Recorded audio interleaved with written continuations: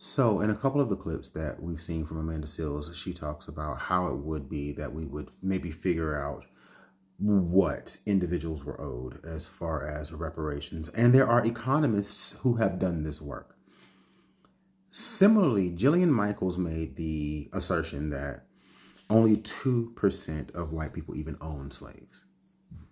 So why is it that critical black theorists will say that, well, everybody is anti-black and that all white people are racist? Well, it's because the labor theory of slavery is one that black feminisms and black critical areas of thought have shown is not a complete story, that black people were not simply a labor force. As a matter of fact, laborers existed while slaves did. There were people who were getting paid wages and going home to their families and financing their lives with legitimate pay from the work that they were doing on a daily basis.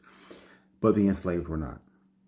The enslaved were also still expected after hours to perform other duties. So this could mean that whether you were a man or a woman, fulfilling the sexual needs of the master and his family, fulfilling any other kinds of needs, whether it was because in the case of like a Madame Lalaurie, she had a perverse obsession with the limits of the black body and testing them and torturing black people.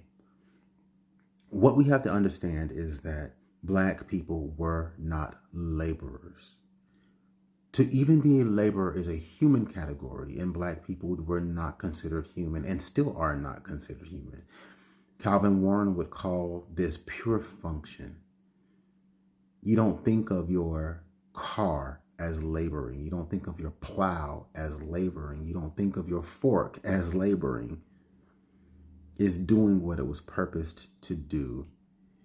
And when it comes to the enslaved, and I would say that black people are still in the relation of enslavement, it is not just the labor that benefits society.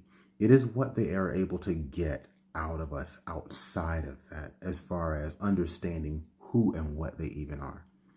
And this is how, and James Baldwin has spoken about this,